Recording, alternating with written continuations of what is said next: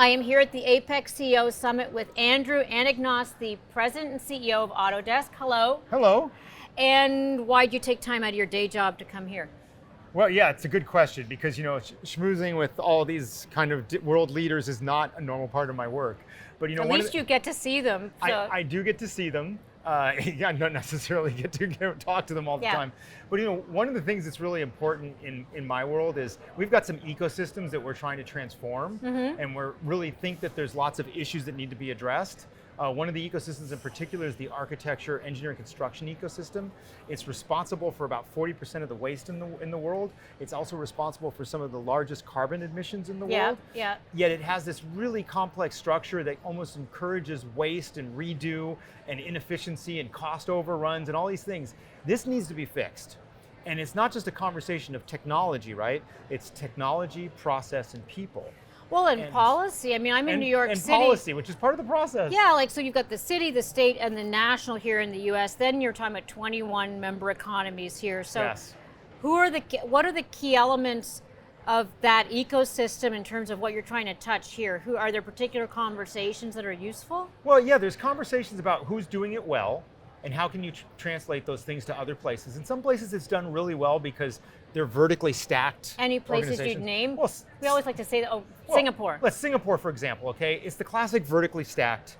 Well, I mean, it's like state, local, and federal are, a single stack. So there's a lot of things you can watch there and see and kind of understand, do they work and would they be translatable to other places? Then you go to other countries and they do have the state, local, and federal kind of structures that can kind of sometimes play against each other. Right. So understanding how all those work and how a particular country sees its pain points or sees some of its opportunities is really helpful for us because, like I said, we're building the technology, but we're also trying to change the process because we see that it's broken. So the more we understand what's happening locally in various countries, the better we understand these things. I'm not going to say your job's to make money because that's just one of your jobs, but to your point, you make technology. Why would you be trying to change an ecosystem? What's your role in this? Is this a part of like an impact initiative or is it really important for the health of the business? Well, actually it's more of a passion, all right? Okay. People that work at Autodesk are really passionate about what our customers do. Yeah. I came up in my career in the manufacturing software world. I've been building software or simulation tools and all sorts of design software for manufacturers, right? And when I rose up higher and higher in Autodesk, I learned more and more about the AEC ecosystem. I go, wow, what a mess, all right? These people could learn so much from the evolution of manufacturing and how manufacturing has come to the processes that are more predictable, more efficient, and all the things that we associate with manufacturing. So I actually kind of had this kind of notion and this feeling that, maybe I can, as part of my role, bring these things together. And do you embed it into your products? I mean, how do you then proselytize it? If this is something where we can learn a lot from manufacturers, which we always can, how do you translate that information? Is it through the better products and such that you give to your customers? It's through a philosophy and a strategy and the better products. So we like to talk about two vectors. I love the dramatic music is playing, if anybody can hear it as you're talking. Go, give us your vision. I know. Give us your vision. I know, it's really good. Well, we talk about two vectors of convergence. The convergence of design and make, which is bringing people onto life cycle type clouds and process environments where they can actually get real-time information about what's happening in various points of the process. So when someone's designing something, they can understand the implications of how it's made, and if they change how they're making something, they can understand the implications of the design. Like you start with the outcome and work backwards. End-to-end life, which is, by the way, very much a manufacturing concept. And then we talk about this concept of the convergence of construction and manufacturing, where manufacturing methods start making their way into construction. And now we start building products that enable that. So we have the philosophical discussion with our industry and say, look, we need to converge design and make in the cloud, powered by AI, and do things that you can't. We're all about computer-aided design. We are all about it. That is Autodesk. That is all about it, but we're design and make now, which is very important. And then we have the conversation about bringing construction and manufacturing together, and we also have the conversation about bringing virtual worlds together and design processes together, which is another conversation. But those are the two big vectors of convergence. I want to almost go back to first principles, because one of the things that intrigues me when I read your bio is that you have a PhD from Stanford in aeronautical engineering and computer science. I do, is that correct? Yes. So how do you get from that to being the CEO of Autodesk? Like what, because Shouldn't you be off still at NASA doing like groundbreaking, like off to the moon we go sort of thing? Yeah, in many ways, I'm a very unlikely PhD. All right. I had a very interesting journey. I thought you were going to say unlikely CEO, but you were first off with the unlikely PhD. I'm also an unlikely CEO. All right. Neither of these were early career aspirations. Let's put it that way. What was your early career aspiration? I definitely wanted to work at NASA. Okay. This was a childhood goal. I kind of be an astronaut? No, I wanted to be the guy who designed the entire rocket. Okay. All right? Oh, that's cool. Until I realized that there's like one of those guys in the whole entire like world. Yeah. And then job's taken. Yeah, the job's taken. All right. That guy doesn't really exist. Yeah. All right. So I went off the rails as a youth. So I kind of had a Okay, we should pause on that. No, I'm just kidding. No, I will not say. If you want to tell us how you went off the rails, we can say now or later. But on with your story. It's just I had a difficult childhood, right? Okay. And as I journeyed out of that, I rediscovered a youthful passion for mathematics and science. And essentially, I just followed things that were making me happy and interested. So curiosity is such a powerful force for everything. I got my undergraduate degree. I got through it. I rebuilt my world. I started working in the aerospace industry.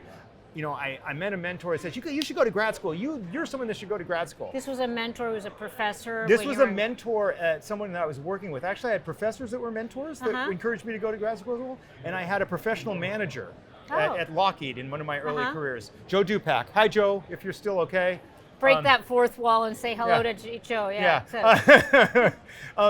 Who really helped me kind of move on to graduate school. And once I got in, I was having fun. Yeah. I was learning, I was excelling, frankly, and reaching heights that I really didn't think I could reach when I was younger. And I just kept going. Yeah. Because I was having fun. And even when I was doing my PhD, I kept taking classes, and I got a minor in computer science in my PhD, which is not what people typically do in a PhD program. No, exactly.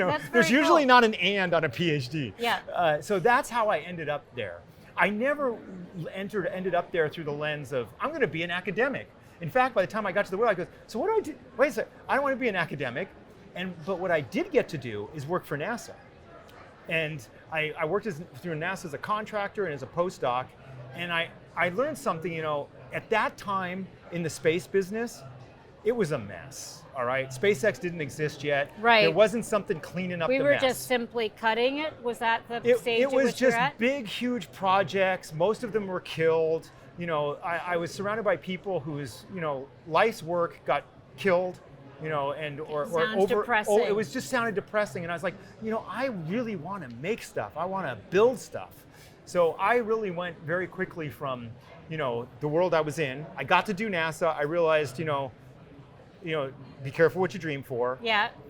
And then I went off to a startup in Boston, and my life just took off in a different direction there. I fell in love with design software, engineering software, simulation software. Do you love being a CEO? You've been at it now for a couple of years, several years. I like having an impact, all right? And I like to tell people, young people, they say, they always say, follow your dream. I say, you know what? Maybe don't follow your dream. Follow your dream, make $43 a year. Yeah. I always tell them follow your impact. Yeah. All right? Because if you really, when you look back at your career, it's not, whether or not, I cut the album, one album, as a a guitarist. It's more about, did I have an impact? Yeah. And I just kept following my impact. And you know what? I'm having an impact here. That's fun. I feel like that feeling. And I kept going, following that vector. I never wanted to be a CEO. The company was going through a transition. I didn't like where it was going. Where was it going? It was heading in a direction that I thought the wrong people were going to get control of the company. And that really scared me. Too bottom line focused? I mean, I know this is the past. We're all about the future here, but I don't want to go too into it, but just like the wrong people, all okay? Right. And I love the company, and I loved its mission, and I had passion for where we could go with these vectors of convergence. And I put my name in the hat, very late in the game, all right? And I've been following my impact ever since. So when you ask me, do I love being a CEO? Some days, when I feel like I'm having an impact. On the days I feel like I'm not having an impact, it's the worst job in the world. Well, let me ask about this setting, like not so much APEC per se, but you're in a setting where you're getting into rooms full of politicians. Yes. You've got plenty of peers here. What are you talking about? Is this a place that has impact, or is it just rhetoric? Oh, wow, that's a good question. Is that existential yeah, question that almost, is an or- existential question here. I would say it's a little of both, okay? There is a lot of potential for impact here where you find that nice kind of collision of certain ideas and thoughts, and people start hearing the same thing and actually act on it. And they meet. And they meet and they have a discussion about it. So for instance, all right, Biden and Xi met again, okay? Yeah. One thing, small thing in no, this world. no small thing. They're leaving, the pandas are coming back to the US. Okay, but that's not the biggest thing, right? No, that's All right? a symptom of a better. But they also they're also now in a world where they've reestablished military communications. These are all good things for the world, okay? Are they good for you? Does it matter to you? It's absolutely good for us, okay? Nobody in the business world wants a destabilization of the world. All right, we want things to be as stable and as functional as possible, but we also want them to be fair. Yeah, right? you want IP And protection, everything else, you right? So you want enough tension that we continue to work on fairness, but at the same time, you also don't want so much tension that we're all scrambling to like manage risk all the time. So does this strike the balance for you? Like that? Let's take that specific moment in time because there's so much attention around the Biden-Xi meeting. It's getting there, all right? Look, this was a positive step forward. Reestablishing communication between militaries, talking about optimizing supply chains and making supply chains more resilient, not decoupling. All right, but it's clear we're decoupling in some areas, like chips. Yeah. I mean, we are decoupling in chips. Let's be honest. You can't just say de-risk, but it's like. But that language and doing some of that things actually takes the heat down, because what business doesn't want is a sudden dislocation. All right, like what happened with Russia and Ukraine. Dislocations like that are incredibly painful. Yeah. And they require you to kind of like take huge. We shut down our business in Russia in a couple of days. Yeah. And those kind of things, nobody wants that. They're distractions. They actually pinch opportunity. They cost money. So we want to avoid the sudden dislocation. Anything that de-escalates that and helps avoid those sudden dislocations. Does the situation in the Middle East also, is that on the same scale or is that more contained? It's more contained right now, but with like all these things, it could spread. Yeah, because it's emotions are running high here. That's part of the challenge. Anyways. That's our conversation. This is one of these things where did you hear Ian Bremmer earlier today? Yeah. One of the things he said that I actually really resonated with is neither China nor the U.S. wants the Middle East situation to get out of hand. No. So we're not the rogue actors. They're both aligning their efforts, even if they're not coordinating or even if they're not supporting the same people. They're trying to make sure that there's not a path to escalation. Yeah. I think that's good. They may not be doing it in a coordinated way, but that doesn't matter. What are you hearing from your peers? It feels to me like there's certainly a heavy tech presence here, which makes sense. We're in San Francisco. Is there anything that either serendipitously or that anything you've gleaned from the rooms we don't get to go you'd want to share?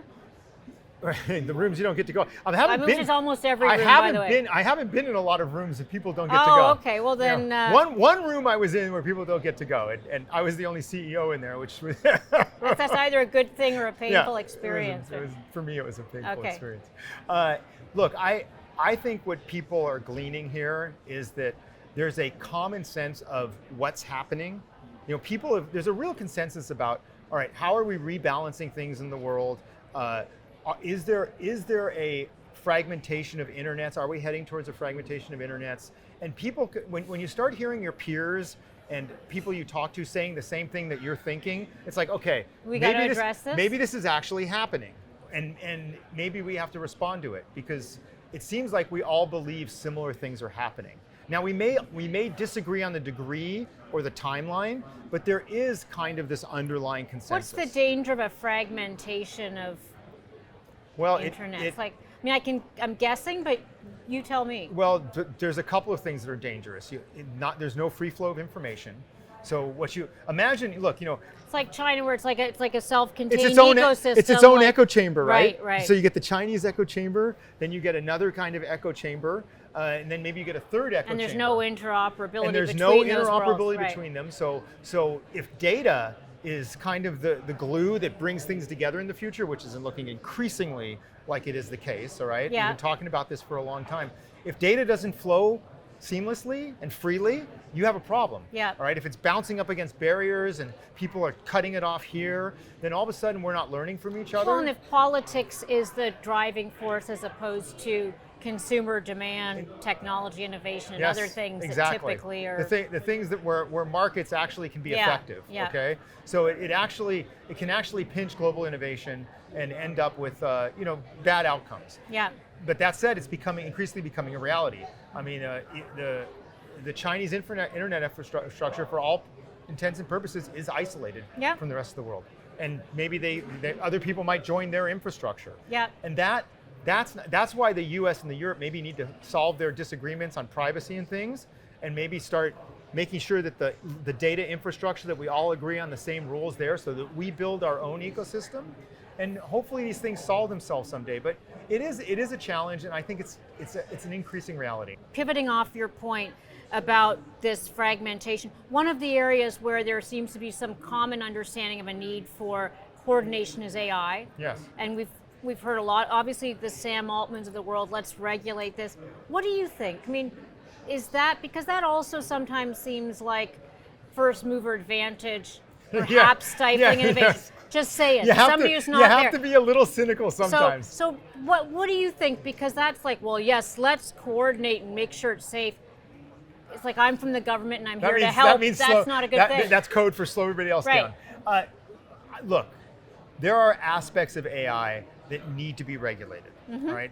And I think we need to pay attention to what good AI is and what bad AI is.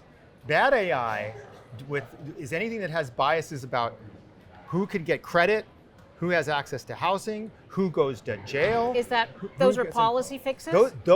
You have to make sure these things don't happen. Right. You have to make sure that AI isn't being used to lock in societal norms or societal structures that are unjust, unfair, and wrong. Yeah, algorithmic bias and such. And, well, but you were about to say now, but on the other hand. But on the other hand, you want to make sure that there's room to leave exploring good AI. So you don't want negative externalities of regulating bad AI. Because, like, for instance, in my world, right?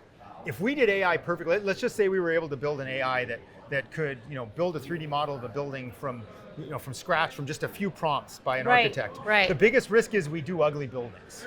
Yes. Okay. Which has happened before, by the way. That's the biggest risk. Okay. I think that's a manageable risk. Yep. Okay. It's not, so you want to leave enough room for those kind of innovations that kind of solve capacity problems in places where there's critical capacity problems, like our industry. There's not enough money, material, or labor to build and rebuild everything that needs to be built and rebuilt. That's the danger.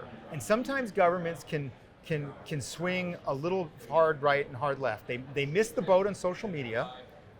They've missed the boat on privacy a little bit, and they might try to slam the nail in on AI and actually let other places in the world run off with the innovation, which is a danger. Yeah. And there are ways to address this. One of my big reads, one of my fans, Sinan Errol at MIT. Okay, he's been very clear about how do you solve the social media problem. He always makes this analogy about, remember when your cell phone number suddenly became portable? Yes. And you were able to go to whatever, and those providers had to compete for your business with coverage, quality, services, and capabilities. It was great for you. Yeah. Having your cell phone number be held hostage by a provider was not fun for you. Now, people like that, like Sinan, they propose things like making data graphs portable and things like that. And these are the kind of things that governments need to understand. How do you open up these things so that, one, they can be testable, protected, and innovation is protected, and the ownership loop is correct. Yes. You own what you should own. And I worry, because they missed the boat on social media, they missed the boat on a few other things, that they might do something a little blunt and sloppy. And those congressional hearings don't make the heart sore sometimes with those things. No, they don't. And there are a few engineers in the Senate, which makes me happy. Gives you hope. So let's end with that. Like, here we are at the dawn of this whole age of innovation. We're in this setting where we're talking about, some of the most powerful economies in the world. Yes. I feel like I'm forcing you to be happy, or I don't want to. What are you thinking? Give us a sense of what's around the corner in terms of what's intriguing that you would put on our radar. Look, I think the power of AI to do immensely positive things is tremendous. In our industry in particular, we have a fundamental capacity problem, and it's a capacity problem of great complexity. And like I said, there will never be enough money, material, or people to build and rebuild the world that needs to be built and rebuilt without destroying the planet. It's just the way it is. So AI can be a tremendous power for good in creating a more sustainable, inclusive, and repeatable future for a lot of people. That is a huge opportunity here. I'd love to unlock it. I'd love to work with our industry to make sure that we're retraining and reskilling the people. I don't think our industry is going to employ less people. Jobs will shift. Yep. I think Sundar said that very well. Sundar said it very well earlier, where he said some jobs, Google, yep. some jobs will go away and be reconfigured. That's fine, but let's do it in a way that we know how we can retrain and retool some of these people. Thank you for joining us. Anything else you want to just add, just in general, about what's ahead this time next year? What do you hope we're talking about? I hope next year, this time, we're talking about actual impactful applications of AI that are making a real difference, not just scaring the daylights out of everybody. Great. Well, go make it happen. Thank you for joining us. Thank you so much. It's been a pleasure. Thank you.